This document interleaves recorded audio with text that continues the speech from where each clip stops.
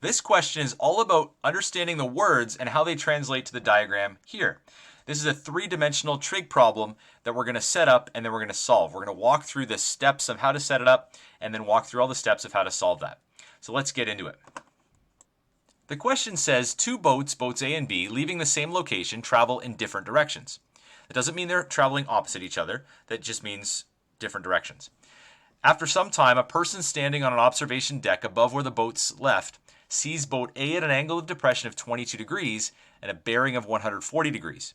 At the same time, the person sees boat B at an angle of depression of 28 degrees and a bearing of 212 degrees. If the observation deck is 100 meters above the water, how far apart are the boats? Well, the first thing we need to get a handle on here is what bearings are. And so bearings are relatively simple. We start at 0 degrees being straight north, and then we turn around in a clockwise direction. So 90 is there, 180 is there, 270, and then 360 when you get all the way back to 0 degrees again. And so the idea here is that if we're looking at the bearings of these boats, boat A is at a bearing of 140 degrees, so that's somewhere in about here. So if we're looking at from above, then what we're going to see is we're going to see boat A right in here with a bearing of 140.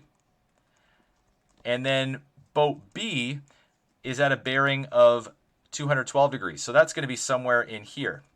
So boat B is at a bearing of that. And so 212 degrees is all the way around here. And so if that's 212 degrees all the way around there, then what that means is that the angle right in here is going to be the difference between those two angles. So the angle right in there is going to be 212 minus 140, which is going to be 72 degrees. So that's the first thing to get right. That's the top view. And what we're actually trying to determine is we're trying to determine how far apart A and B are. But we're not given enough information to solve with just that. So what we have to do is we have to look at the side view as well. And so the side view has to do with looking at the angles of depression. So boat A has an angle of depression of 22 degrees. Well, an angle of depression means this. It means that if you are standing on the observation deck, and let's say this is the person here on the observation deck 100 meters up, then what they do is they're going to look down on one side 22 degrees below the horizontal. And what they're going to see at 22 degrees below the horizontal is they're going to see boat A somewhere out there on the water. That's going to form a 90-degree triangle because that's a vertical triangle that's forming. The other boat, boat B, is at an angle of depression of 28 degrees. So that angle is slightly more, and that's an angle of depression of 28 degrees, and they're also level on the water with the other boat. So the height at which those are found is going to be the same. This is 28 degrees. Again, that's a right triangle because we're looking at that side view. Now we could use the Z pattern and we could say that this is 28 degrees and this is 22 degrees. And so we have a horizontal picture and we have a picture from above. And what we want to do is we want to put those two together. Now, I already said that the fact that they're traveling in different directions, that does not mean that they're exactly 180 degrees from each other. As we can see from above, they're actually 72 degrees from each other. So what we want to do by putting these two diagrams together is we want to fit them on top of each other. So in other words, the diagram that we see the horizontal picture of, we're kind of going to bend those in so that it looks something like the following. Here is the 100 meters, and then we have an angle down to boat B, and then we have an angle down to boat A, and we're trying to find the distance between boats B and A. So straight across like so from B to A.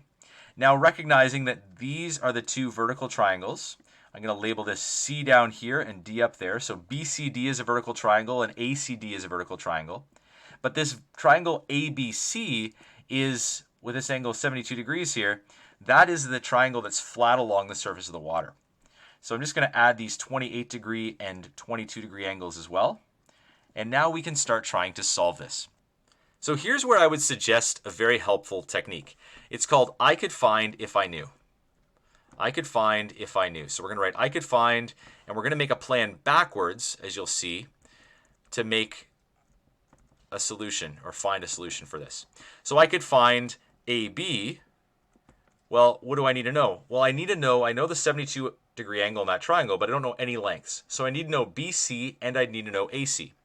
So if I knew BC and AC, well, how do I find BC? Well, I found BC because I could find that if I knew, well, I know an angle and a length in that triangle. So I need to know angle B and length CD. Do I know that? Yes. So I can solve BC. It'll be the same rationale for AC. I'd need to know AC if I knew angle for AC. I would need to know angle A and the length CD as well. And so I know that as well. And so what I'm going to do is my plan is this. I'm going to start by finding the length of AC. The second step I'm going to do is going to be finding the length of BC. And then I'm going to add those together using the cosine law to find the length of AB. So let's go ahead and carry out those steps. But let me just move the diagram over to give us a little bit more space. So step 1, if we're trying to find the length AC, we're going to say tan of 22 is equal to the opposite side. Well, that's going to be this length CD divided by the length AC that I'm trying to determine. So tan of 22 is equal to CD is going to be 100 divided by AC. And now what I can do is I can multiply both sides by AC. That brings the AC up. And then I can divide both sides by tan of 22. So effectively what happens is I'm going to switch the place of tan 22 and AC. So AC is equal to 100 divided by tan of 22. And so what I get for AC is I get a value of approximately 247.5087 meters. Now I'm going to keep lots of extra decimal places because it's important for accuracy as we take that value and calculate other things with it. So now step 2, we're trying to find the length of BC. Well, that's going to involve tan of this 28-degree angle. So the opposite side there is CD and the adjacent side is going to be BC. So tan of 28 is equal to CD divided by BC. CD is 100. And so what I can do is I can rearrange it just like I did the previous one in order to solve what BC is now. And so BC ends up being equal to 100 over tan of 28, which is a value of 188.0726 meters. And so that should make sense that BC is closer than AC because the angle of depression was greater. So now the final step is now bring all this together using the cosine law. The cosine law. Now the cosine law can be written as c squared equals a squared plus b squared minus 2ab cosine of angle C. Well, how does it apply specifically to the triangle on the bottom? Well, I'm going to be careful here because angle C can actually be one of 3 angles. Because C is this vertex here, it could be this angle, or this angle. So instead of just using one angle for each of those lengths, I'm going to use one letter for each of those lengths. I'm going to use 2 capital letters with a bar over top of them to represent the lengths.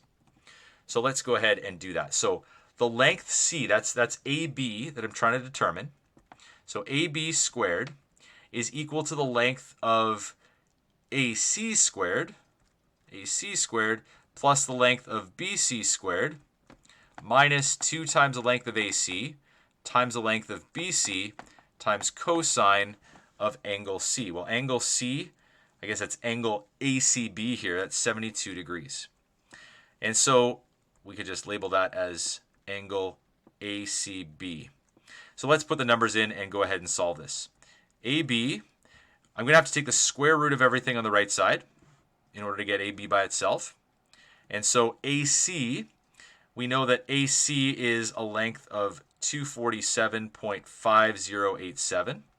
We're going to square that. We're going to continue that pattern with 188.0726. Going to square that. And then subtract 2 times each of those numbers. 247 point goes on from there. And 188.0726. It goes on from there. Just for the sake of space, I'm just going to write dot, dot, dot there. And then cosine, and the angle that we're taking is 72 degrees because that was the angle between the 2 bearings. And so when we get that calculation, we need to make sure that we go 2 times 247 times 188 times cosine of 72 before we subtract it from the other values. That's a common mistake I see people make. They subtract the numbers in front of the cos 72 before multiplying it by cos 72. Remember to multiply it by cos 72 first. And so if you do, you get a value of 353.6 meters. And what that means is the boats A and B are that far apart. Boats A and B are 353.6 meters apart from the observer. That's what they're able to calculate based on what they observe. So I hope that was helpful. If you want more on solving 3D trig problems, check out the video on the left. For lots of videos about the trig unit in grade 11 functions, you can check out the playlist on the right. Thanks so much for watching, and I hope that was helpful.